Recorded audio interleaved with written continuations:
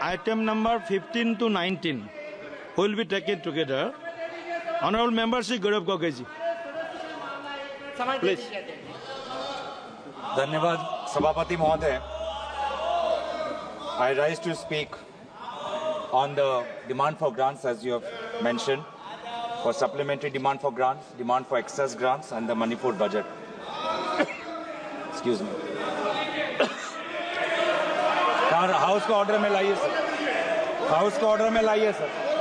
Honorable, please be seated. माननीय सदस्य आप बैठिए. माननीय सदस्य आप प्लीज बैठिए. प्लीज बैठिए. बैठिए आप प्लीज. प्लीज आप बैठिए माननीय सदस्य. You are senior member of the house. Please. You don't talk, please. Please don't disturb. Please be seated, honorable member. Please be seated. Please be seated. No. Please be seated. Please.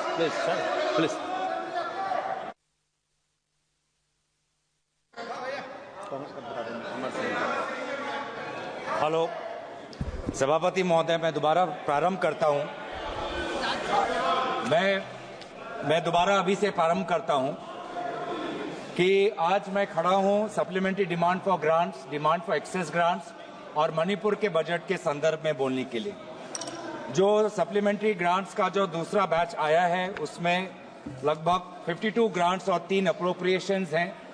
कुल मिला के gross additional expenditure लगभग 26,78,508 करोड़ का है. जो net additional spending government का होगा वो लगभग ₹51,462 करोड़ का होगा. इसमें से largest allocation defence pension, communications, finance और एग्रीकल्चर स्कीम्स और फर्टिलाइजर सब्सिडीज पर है. सर, बहुत से इंपॉर्टेंट सवाल हैं इन सप्लीमेंट्री डिमांड फॉर ग्रांट्स को मद्देनजर रखते हुए, मणिपुर के बजट को रखते हुए. मणिपुर के बजट में finance minister has tabled a Manipur budget envisaging an expenditure of ₹35,103 crore, जिसमें से सोशल सेक्टर आउटले जो है वो लगभग 9,520 करोड़ का है. Demand for excess grants is related to the year 21-22, which has occurred in 2 grants, 2 appropriations amounting to ₹1,000. Sir, I hope the Parliamentary Affairs Minister will help us to conduct this discussion in a normal proceeding. Gaurav ji, go ahead, please. Sir, मैं आपको दोबारा बोलना चाहता हूं कि ये supplementary demands for grants आए, उसको लेकर हम चर्चा करेंगे. लेकिन आज जो विषय है देश के सामने वो बहुत गंभीर है और बहुत अफसोस की बात यह है कि ये पूरा सरकार आज सिर्फ हेडलाइंस को कैसे नियंत्रित करे उस पे ज्यादा जोर दे रहे हैं. पूरा सरकार भाषणों पे ज्यादा निर्भर है. पूरा सरकार चाहता है कि पूरा देश उनके भाषणों, उनके इवेंट मैनेजमेंट, उनके हेडलाइंस पे ध्यान दे और वास्तविक जो स्थिति है उस पे उनका न जाए. उसका प्रेम. Deputy leader of the house opposition is. आपका नहीं, उधर आपका दिखे, पीछे भी देखिए, बैठिए सब लोग. Noises coming from Treasury bench. Okay. Both noises are coming from Treasury bench. We've been asking you to please restrain the Treasury bench. Please. I can hear the Treasury bench more than my colleagues. We are all hearing the Treasury bench. The House Congress Party is speaking. We are only hearing the Treasury bench till now. Please go ahead. Okay, please go ahead. Please resolve your issue. The example, I want to give the example of Manipur. Manipur, सभापति महोदय, 2000 आज से लगभग 21 महीने पहले जब no confidence का motion आया, उस नो कॉन्फिडेंस के मोशन में आदरणीय प्रधानमंत्री ने क्या कहा था? आदरणीय प्रधानमंत्री ने कहा था कि शांति मणिपुर में निकट है, बहुत जल्द ही शांति आने वाली है. यह आज से 21 महीने की पहले की बात है. लेकिन आज हमने फरवरी 13, 2025 को क्या देखा कि आर्टिकल 356 मतलब राष्ट्रपति शासन मणिपुर में लागू हो. सर, ये हमारे देश के लिए बहुत ही संवेदनशील मामला है और मैं चाहूंगा, क्योंकि प्रधानमंत्री मोदी जी ने खुद 2023 के नो कॉन्फिडेंस अविश्वास प्रस्ताव में स्वयं कहा कि शांति निकट है, मणिपुर में शांति आने ही वाली है, तो पहले प्रधानमंत्री हमको बताए कि राष्ट्रपति शासन लागू क्यों हुआ, और प्रधानमंत्री हमको बताए कि वो आज तक मणिपुर क्यों नहीं गए। मणिपुर क्यों नहीं गए? एक मिनट, अभी सर मणिपुर का बजट, अभी एक मिनट अभी एक मिनट मैं आपको एक मिनट, आप प्लीज बैठिए एक मिनट बैठिए। आपको मैंने कहा प्लीज बैठिए, आप कहना सब कहना, बैठिए, पहले बैठिए, एक मिनट बैठिए। मेरा माननीय सदस्यों से आग्रह है कि वह व्यापक चर्चा करें। अभी राष्ट्रपति अभिभाषण के विषय पर जब होगा, उस विषय पर भी चर्चा होगी, उस समय भी आप उस वक्त, तो अभी हमें कोशिश करना चाहिए कि हम बजट के परिप्रेक्ष्य में ही चर्चा करें। जी, मणिपुर का बजट, मणिपुर के विधानसभा में क्यों चर्चा नहीं हो रहा? और आज भी विधानसभा की स्थिति क्या है? चंदन जी, आप आज भी विधानसभा की स्थिति क्या है? आज वहां पे हमको पता है कि स्टेट असेंबली डिसॉल्व हुआ है या स्टेट असेंबली सस्पेंडेड एनिमेशन में है। हम तो चाहते हैं कि आज केंद्रीय गृह मंत्री चर्चा में भाग ले और हमें बताए कि विधानसभा की स्थिति क्या है। गृह मंत्री को आज मणिपुर में जो राष्ट्रपति शासन हुआ है उसकी नैतिक जिम्मेवारी लेनी पड़ेगी। और मैं आदरणीय गृह मंत्री से आवेदन करता हूं कि आज जो मणिपुर में उनकी जो विफलता हुई है उसके संदर्भ में अपना राजधर्म पालन करें, अपना राजधर्म पालन करें। जब आज से 2 साल पहले, अभी वित्त मंत्री, आज से 2 साल, मैं आपको देख के वो बोल रहा हूँ, आज से 2 साल पहले बताओ, वो विषय है जब बताना उनको। आज से 2 साल पहले जब मणिपुर में अशांति का वातावरण हुआ था तो गृह मंत्री वहां जाके बोले कि मैं जल्द वापस आऊंगा, मैं जल्द वापस आऊंगा। उन्होंने कहा था, आप रिकॉर्ड पूछ लीजिए। 2 साल हो गए, गृह मंत्री भी नहीं गए वहां पर। सर इसीलिए मैं चाहता हूं कि गृह मंत्री अपनी नैतिक जिम्मेवारी ले, प्रधानमंत्री वहां पे जाए। बंदूक के दम पर उत्तर पूर्वांचल में शांति नहीं आएगी सर, बंदूक के दम पर, पुलिस पेट्रोलिंग के दम पर मणिपुर में शांति नहीं आएगी। अगर वास्तविक में शांति चाहिए तो मणिपुर के लोगों को बोलने दो। वास्तविक में शांति चाहिए तो मणिपुर के लोगों को सुनने का धैर्य आपके पास होना चाहिए। उनकी राजनीतिक आकांक्षाएं क्या है, उनके मन में भय क्या है, उनके मन में डर क्या है, उसकी सुनने की ताकत आपके पास होनी चाहिए। सर ये बार बार अगर ऐसे सदन चलेगा सर, ये ऐसे सदन चलेगा सर,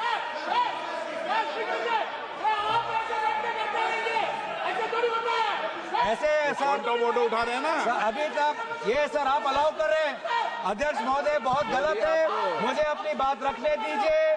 मणिपुर एक संवेदनशील मामला है, संवेदनशील मामला है। सर संदर्भ में आज मणिपुर की बजट यहाँ पे हो रहा कहता है कि डिबेट ऑन सप्लीमेंट्री ग्रांट्स केवल सप्लीमेंट्री डिमांड्स ऑफ ग्रांट्स पर भी होगा। ये हाउस रूल एंड रेगुलेशन से चलेगा, चिल्लाने से नहीं होगा सर। कांग्रेस वाले चिल्लाकर मुंह बंद नहीं कर सकते। ये रूल कहता है, रूल ये कहता है कि आप केवल सप्लीमेंट्री। आप डिस्टर्बेंस मत, प्लीज बैठे। चिल्लाने से मेरा मुंह बंद नहीं होगा, मेरा मुंह बंद नहीं कर सकते। ये रूल है, ये संविधान है, ये देश संविधान से चलेगा, ये हाउस संविधान से चलेगा। आप जो है आप केवल बजट पर बात करो, आप सप्लीमेंट्री डिमांड्स ऑफ ग्रांट्स पर बात करो। आप इस तरह से बात नहीं कर सकते हो स्पीकर सर, और ये चिल्ला नहीं सकते। यस सर, यही रूल कहता है, स्कोप यही है सर, इससे आगे नहीं है। और ये चिल्ला कर बंद नहीं कर सकते वो। आप भी बेटे, आप भी अभी एक, आप सुनिए एक मिनट, आप भी बेटे, आप भी एक, हाँ मैं आपको वो कट आपका कट कर, हाँ मैं टाइम दूंगा आपको। मैं आपको स्पष्ट कर दूं कि सदन नियम और प्रक्रियाओं से चलता है और 216 अनुपूरक अनुदानों पर वाद विवाद केवल उन मदों तक सीमित होगा जिसमें बने हो और चर्चाधीन मदों की व्याख्या करने, उनको स्पष्ट करने के लिए आवश्यक हो उस सीमा तक मूल अनुदानों पर उससे संबंधित नीति पर चर्चा होगी। ये मेरा आग्रह आपसे। हाँ, चालू हो जाएगा, आप शुरू करें। अध्यक्ष महोदय, हम आपके निर्णय का आपका मौका नहीं, हम आपके निर्णय का अध्यक्ष महोदय, हम आपके निर्णय का हम सम्मान करते हैं। आपने जिस कानून का उल्लेख किया वो सप्लीमेंट्री ग्रांट्स पे के संदर्भ में है, लेकिन आपने अनुमति दी है कि मणिपुर के बजट को भी क्लब कर दिया है, तो इसीलिए मैंने मणिपुर के बजट में क्यों यहाँ पे आया है वो संदर्भ में मैं यहाँ पे बात कर रहा हूँ। पर एक बात यह है अध्यक्ष महोदय, हम आपका बहुत सम्मान करते हैं, मैं आपको एड्रेस कर रहा हूँ, आप भी मुझे देख रहे हैं, आप भी मुझे सुन रहे हैं, लेकिन आज तय करना चाहिए कि अध्यक्ष महोदय आप है या अध्यक्ष महोदय निशिकांत दुबे, ये आज तय करना चाहिए, क्योंकि आप हैं सर, आप हैं सर, आप पूरा सुन रहे हैं, ये अब तय होना चाहिए कौन है सर, तय होना चाहिए। आज सर, आज हम ये जानना चाहते हैं कि अध्यक्ष महोदय के आज वहां पे आर्टिकल 174(1) जो संविधान का है उसका उल्लंघन हुआ है। आर्टिकल 171 मैं आपको सम्मान कर रहा हूं, उनको क्यों धक्के पर सदस्य, मैं आपको सम्मान करता हूं, आई रिकॉग्नाइज यू। माननीय सदस्य प्लीज प्लीज एक मिनट, एक नेक्स्ट माननीय सदस्यगण प्लीज एक मिनट प्लीज। मैंने उनको एक मिनट बेटे मैंने उनको पॉइंट ऑफ ऑर्डर पर बोलने की परमिशन दी थी। जब वो बोले, मैं आपसे नियमों के तहत अपेक्षा कर रहा हूं, बाकी तो सदन में बोल सकते हैं, लेकिन ये अपेक्षा रहती है कि नियमों के तहत बोले।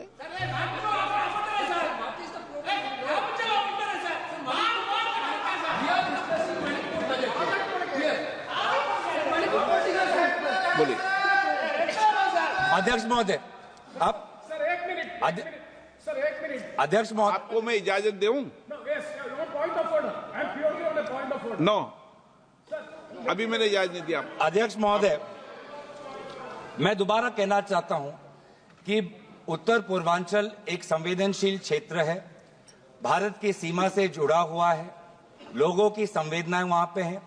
आपने पिछले 2.5 साल से बंदूक के दम पर शांति लाने की कोशिश की है, आप विफल रहे हैं।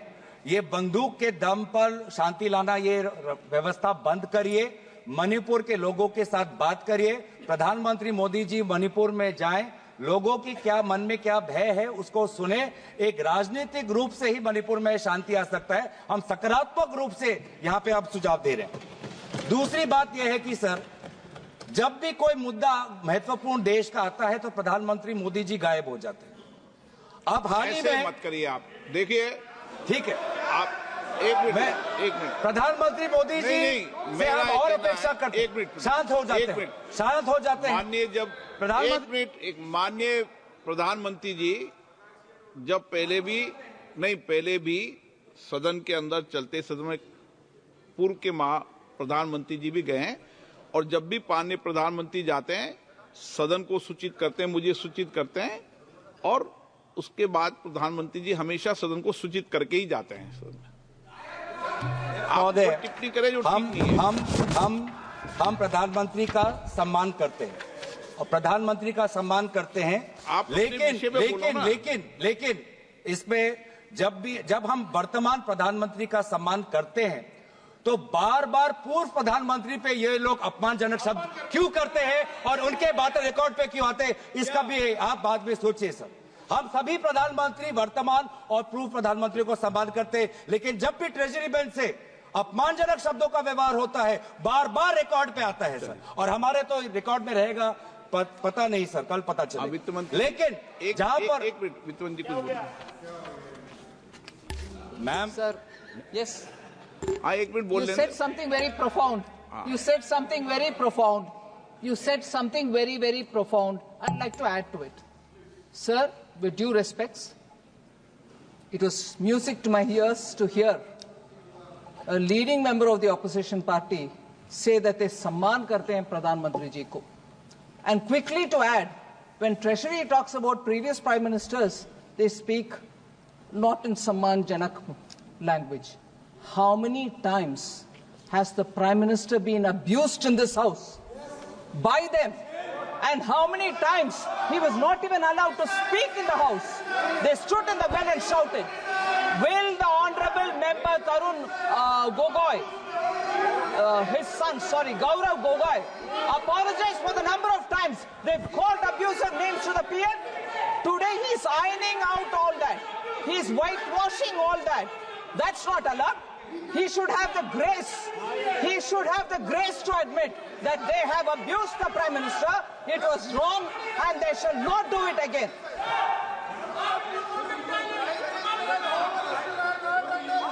Through you, Honorable Speaker, through you, I request the Finance Minister to read the speech of the Prime Minister during the last session. His entire speech was abusing former Prime Ministers. I have written a letter. I have written a letter to you putting on record a number of times he has abused the chair of the former Prime Ministers. So please, before pointing fingers, अपने घर में खुद जाके. If it is this very clearly that I have to read the speech, Honorable Finance, I do not expect you. What is this? Stood up here. Honorable, what is this going on? You should not have the patience to listen. Have the patience to listen. You should have the patience to listen. You read through the speech. Have the patience. Look at the way in which all of them are shouting. Now, Look at the way in which all of them are shouting. have the patience. Why? What Gogoi said is wrong? Gogoi said is wrong? Is that what they're saying? Is that what they're saying? If Gogoi had the large-heartedness to say that we should not abuse anybody, what's going on? So that shows the attitude of the Congress party. Gaurav ji, आप budget पे जो कुछ बोले हैं, आप आगे बढ़ो sir. आप तो विषय पर मैं नहीं बोल रहे हैं। आगे बढ़ना चाहता हूँ. यही आपका स्ट्रेटेजी है. यही स्ट्रेटेजी है आपका. सुनने की ताकत नहीं है. दोबारा ये देखिए, यही है स्ट्रेटेजी है. ये स्ट्रेटेजी ये है सर. बार-बार Started with a good spirit to say that we should respect the Prime Minister. None of them will agree. They don't want to agree. I'll get up every number of times that when an honorable member says you respect the Prime Minister, and that should be the attitude there. No, that member is honorable enough, but not the rest. अध्यक्ष महोदय, इधर अध्यक्ष महोदय, मैं अध्यक्ष महोदय बीच में बोल रहे हैं। अध्यक्ष महोदय, ओके.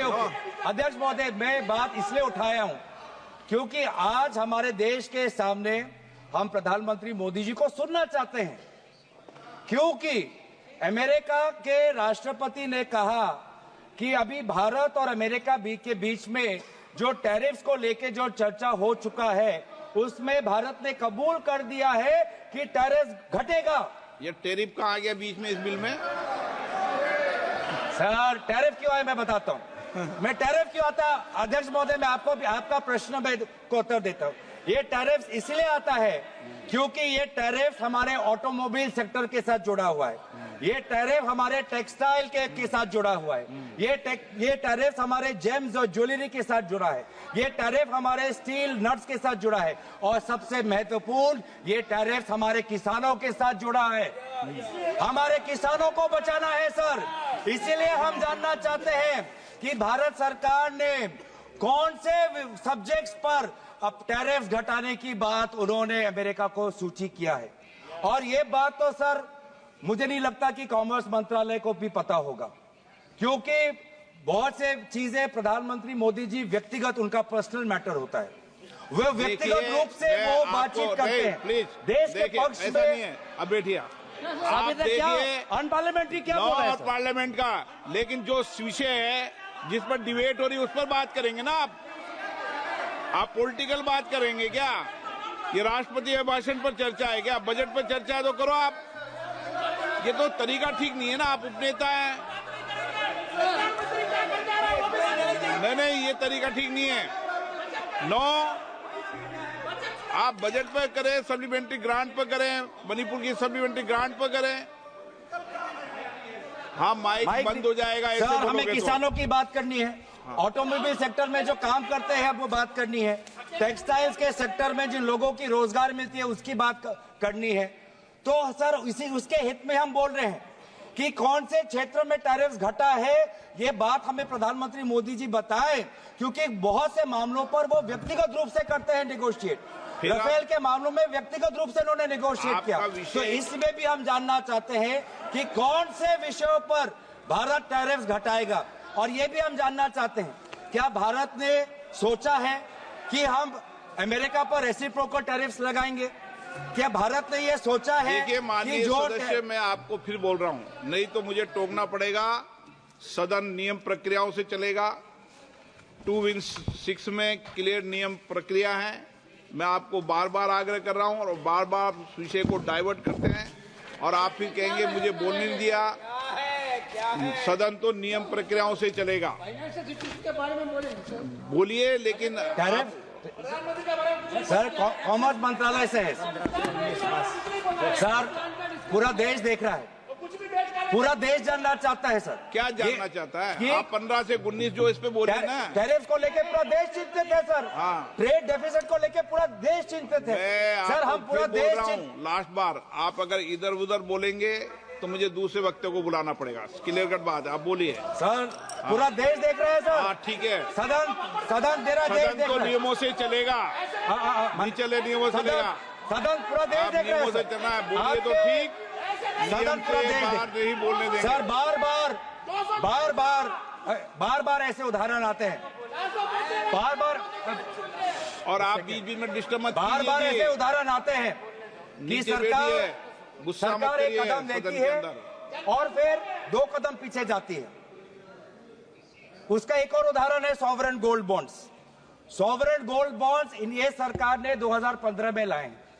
2015 में ये सरकार ये सॉवरेन गोल्ड बॉन्ड्स इन्होंने शुरुआत की, और अभी हाल की बजट में जब इनका पूरा ये स्कीम फियास्को हो गया, पूरा स्कीम फ्लॉप हो गया, अब ये स्कीम को बंद करना चाहते हैं। क्यों? क्योंकि इनका मंशा ये था कि बाहर से जो गोल्ड का इंपोर्ट आता है वो घटना चाहिए। इनका प्रेस रिलीज में यही सरकार का ये था जब सॉवरेन गोल्ड बॉन्ड्स आया। अब मैं जानना चाहता हूं आदरणीय वित्त मंत्री से कि sovereign gold imports since 2016 is it gone up or has it gone down? Which one of your objectives of the sovereign gold bond scheme have you achieved? We want to know.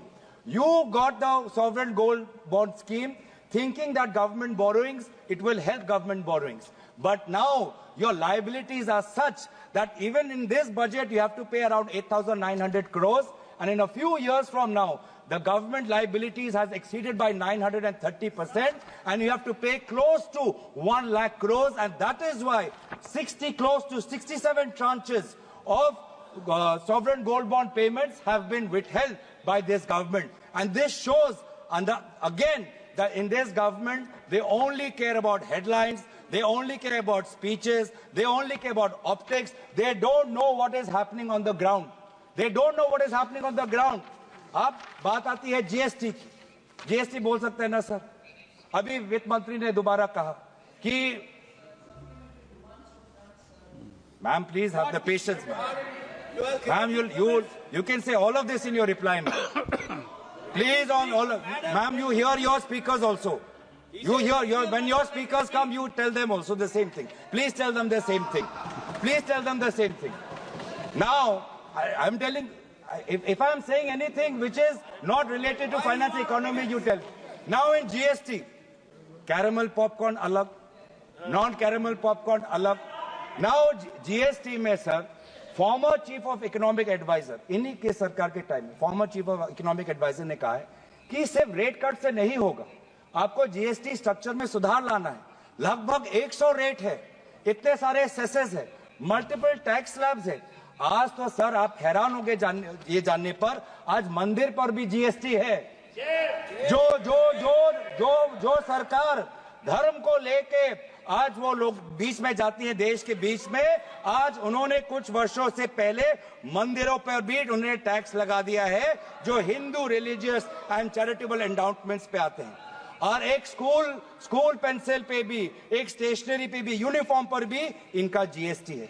और GST, madam आदरणीय अध्यक्ष महोदय, GST has become the new tool for blackmail, extortion and evasion. GST raid has become the new architecture for harassment. And evasion has also become easy. Evasion has increased from 2020, in 2023, evasion of GST has doubled to 2 lakh crores. अब इन्होंने एक और harassment का tool निकाल रहे हैं, वो है इनकम टैक्स बिल में, जो फिलहाल कमिटी में है। लेकिन इनकम टैक्स बिल में एक प्रावधान है कि आज एक इनकम टैक्स ऑफिसर आपके मोबाइल फोन में, आपके कंप्यूटर में पूरा वो चीजें देख सकता है, पूरा सोशल मीडिया आपको देख सकता है। इतना ताकत जो हमारे सरकार के इंफॉर्मेशन टेक्नोलॉजी एक्ट 2000 में नहीं है, इतना ताकत जो डिजिटल प्रोटेक्शन एक्ट 2023 में नहीं है, उतना ताकत आज ये इनकम टैक्स ऑफिसर्स को देना चाहते हैं। और इनका क्या मंशा है हमको सब पता है। Income tax is just the way they are using it is harassing people, harassing shopkeepers, harassing small traders, harassing small businessman. And आज यही आज लोगों के बीच में चिंता है।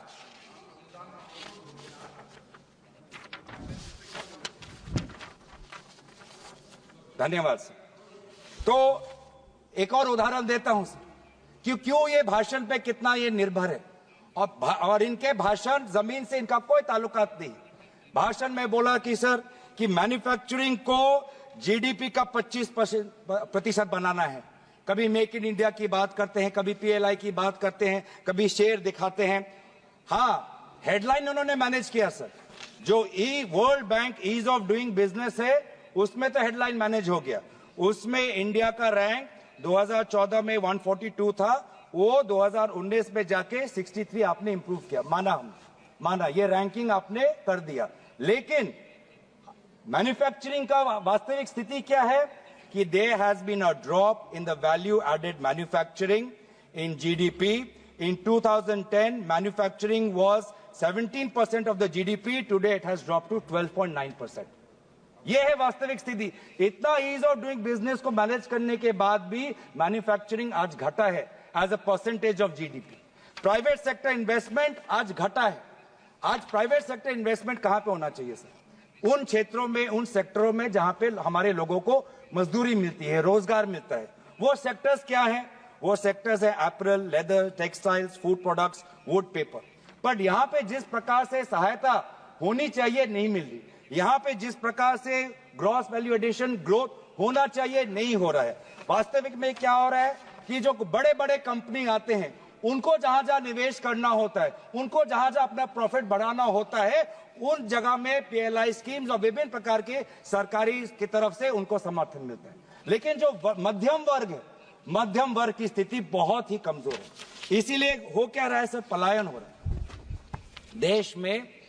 आप देख रहे हैं सर, बहुत मुझे भी दुख होता है, पलायन हो रहा है और हर वर्ग में पलायन हो रहा है।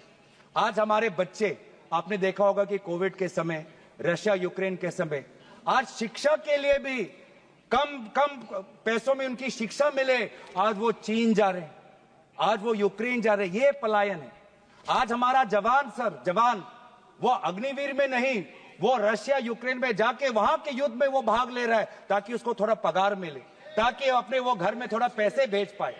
आज हमारा जो मध्यम, आज जो हमारे शिक्षा के लिए सर, आप कभी पूछे सरकार के बड़े बड़े जो अफसर भी हैं, उनके बेटे बेटियां भी आज उच्च शिक्षा के लिए विदेश जा रहे हैं।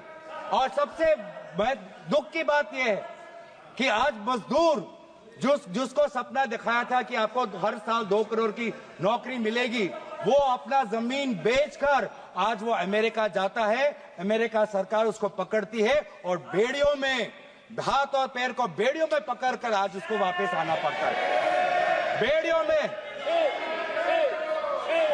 आज हमारा निवेशक भी भारत छोड़ के बाहर जा रहा है। 2024 में एक मिनट मैं आपको, आप नेता हैं, वरिष्ठ हैं, ये जो सारे विषय बोल रहे हो वो कई अनुदानों की मांगों पर है क्या? आप बजट पर बोलो, फाइनेंस बिल पर बोलो, टैक्सेज पॉलिसी पर बोलो, आप वरिष्ठ नेता हैं। सर जब उनके तरफ भी आएगा देखना सुनिएगा सर, जब उनका भी आएगा तब भी सुनिएगा, जवाब तो देना पड़ेगा, तब भी आप सुनिएगा सर। अभी प्राइवेट इन्वेस्टमेंट इतना कुछ करने के बाद भी आज प्राइवेट इन्वेस्टर्स भी भाग रहे, प्राइवेट इन्वेस्टर्स में भी पलायन, हाई नेटवर्थ इंडिविजुअल्स वो भी पलायन, मजदूर पलायन, किसान भी आज पंजाब का किसान आज कनाडा में जाके खेती कर रहा है, लेबर जाके मिडिल ईस्ट में है, छात्र जाके यूक्रेन और चाइना में है। अनुदान की तो सर ये है वास्तविक स्थिति। प्लीज पिछले मुझे लगता है मुझे दूसरे वक्ता को बुलाना है। आप अनुदानों की मांगों पढ़ के नहीं आए। वो तो आपका निर्णय है सर। नहीं तो अनुदानों की मांगों बोलो, वो आपका कोई निर्णय आपत्ति है नहीं सर। ना आपको। वो आपका निर्णय है, आपका सब वो आपका निर्णय है सर, वो आपका, हम निर्णय का आपका सम्मान। Private investors pulled out maximum funds in 2024 as they sold 27.9 billion by 224 exits. And the main reason, all economic experts यही कह रहे हैं कि प्राइवेट इन्वेस्टमेंट घट क्यों रहा है। सरकार ने कितना कुछ दिया प्राइवेट कंपनियों को, उनका लोन माफ कर दिया, उनका कॉर्पोरेट टैक्स माफ कर दिया, लैंड उनको दे रहे हैं, बड़े बड़े इन्वेस्टमेंट समिट दे रहे हैं, उसके बावजूद भी प्राइवेट इन्वेस्टमेंट घट क्यों रहा है, रोजगार बढ़ क्यों नहीं रहा है। उसका कारण एक ही है कि वीक कंजम्पशन, वीक डिमांड। जब पेट पे लात पड़ती है, जब हर चीज पे जीएसटी लगती है, जब महंगाई पूरे महीने के बजट को खा जाती है, तो ये ग्राहक आम आदमी क्या खरीदेगा, बाजार से क्या खरीदेगा, और ये खरीद जो नहीं हो रही, उसके कारण आज निवेश घट रहा है। सर इसीलिए मैं चाहता हूं कि आज आप यहाँ पे ये सरकार भाषण और ये हेडलाइन मैनेजमेंट में ये अपने पार्टी के मंच पे ये बात करे, लेकिन सदन के अंदर देश के सामने देश की जो वास्तविक स्थिति है उस पर अब बात रखें। आज सर इनफॉर्मल सेक्टर भी बढ़ रहा है। इनफॉर्मल सेक्टर जहां पे हमारे 85% जो हमारे लेबर आज इनफॉर्मल सेक्टर में है, आज वो इनफॉर्मल सेक्टर में भी मैन्युफैक्चरिंग की जगह नहीं है। वो इनफॉर्मल सेक्टर भी आज क्या बजट पे चर्चा की तैयारी करके राजस्थान की बात कर रहा हूँ सर। आपके कोटा क्षेत्र में बहुत इनफॉर्मल सेक्टर है सर, कोटा में कभी जाइए, उनकी बात कर रहा हूँ सर। तो वहां पे इनफॉर्मल सेक्टर वो भी बोल रहे हैं कि उनको ढाबा में काम करने के अलावा और कुछ नहीं चारा मिल रहा, होटल में टेबल साफ करने के अलावा कुछ नहीं चारा मिल रहा, मैन्युफैक्चरिंग के लिए उनको अवसर नहीं मिल रहा। The share of manufacturing sector in the total number of informal enterprises fell from 31% in 2015 to 27.4% in 23-24। सवाल बस इतना है, कहां गया make in India? Make in India क्या काम कर रहा है? मेक इन इंडिया से आपने मैन्युफैक्चरिंग ना बढ़ा पाए हैं, ना मेक इन इंडिया से आप इनफॉर्मल सेक्टर में मैन्युफैक्चरिंग और बढ़ा पाए हैं, ना मेक इन इंडिया से आपने लोगों को और रोजगार देने की बात की है। तो सर गौरव जी कुछ अनुदानों की मांगों पर बोल लो। बस डिफेंस पे आता हूं सर, आपने ठीक कहा, डिफेंस पेंशन पे सर यहाँ पे अध्यक्ष महोदय कुछ तो बोला नहीं मैंने, नियम वही है। आप उनको अनुमति क्यों दे रहे हैं सर? अध्यक्ष महोदय आपने उनको अनुमति दे रहे हैं? आपने अभी मुझे सुझाव दिया है, आपने अध्यक्ष महोदय आपने मुझे बोलने दिया है, तो मुझे मेरी बात को सुनिए। खत्म कर दिया आप। तो यहाँ पे अध्यक्ष महोदय ये जो नया जो सप्लीमेंट्री ग्रांट्स आया है, इस पे यूनिफाइड पेंशन स्कीम की बात की। पूरे हर देश में सरकारी कर्मचारी कह रहा है यूनिफाइड पेंशन स्कीम नहीं चाहिए, हमको पुराना पेंशन स्कीम लाइए। उनकी मांग आज हम सदन के अंदर रख रहे हैं।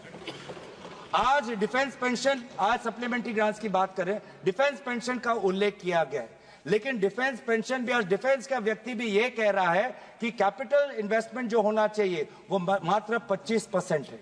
डिफेंस का टोटल बजट जो आज है अराउंड $79 बिलियन है, जबकि चीन जैसा एक जो देश है, तुलना के तौर पे कह रहा हूं, लगभग $256 बिलियन उनका इन्वेस्टमेंट है। हर दुनिया के हर कोने में विभिन्न देश अपने डिफेंस बजट को बढ़ा रहे हैं, यूके में बढ़ा रहे हैं, जर्मनी में बढ़ा रहे हैं, लेकिन हमारे देश में मात्र 4% रहा है डिफेंस बजट। तो इसीलिए ये अग्निवीर और डिफेंस के पेंशन बजट को ये जो अकाउंटिंग जो करना चाहते हैं, इसको आप परे रखिए।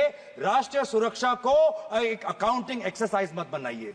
राष्ट्रीय सुरक्षा को अकाउंटिंग और ऑडिटिंग के नजर से मत देखिए। राष्ट्रीय सुरक्षा को हमारे टेरिटोरियल इंटेग्रिटी से देखिए। तो सर मैं ज्यादा वक्त आपका नहीं लेना चाहता, आपने बहुत हमें समय दिया है, आपने ये भी देखा कि बहुत से समय सत्ता पक्ष के लोगों ने भी लिया है, तो इसलिए मैं चाहता हूं कि हमारे साथ नाइंसाफी ना हो, हमारे पार्टी को पर्याप्त हमें समय मिले। हम बार बार दोबारा उसी चीज में आऊंगा, क्योंकि मणिपुर का बजट आज क्लब हुआ है। गृह मंत्री को नैतिक जिम्मेदारी लेते हुए अपने राजधर्म का पालन करना चाहिए और प्रधानमंत्री को मणिपुर जाना चाहिए। धन्यवाद। मैं एक सेकंड प्रेमचंद जी, मैं सभी सदस्यों से आग्रह करूंगा कि मैंने कई बार गौरव गोगोई जी को कहा, हम कोशिश करें, प्रयास करें कि जिन विषयों पर सदन में चर्चा हो उन विषयों के इर्द गिर्द ही अपने विषय को रखे तो उचित रहेगा।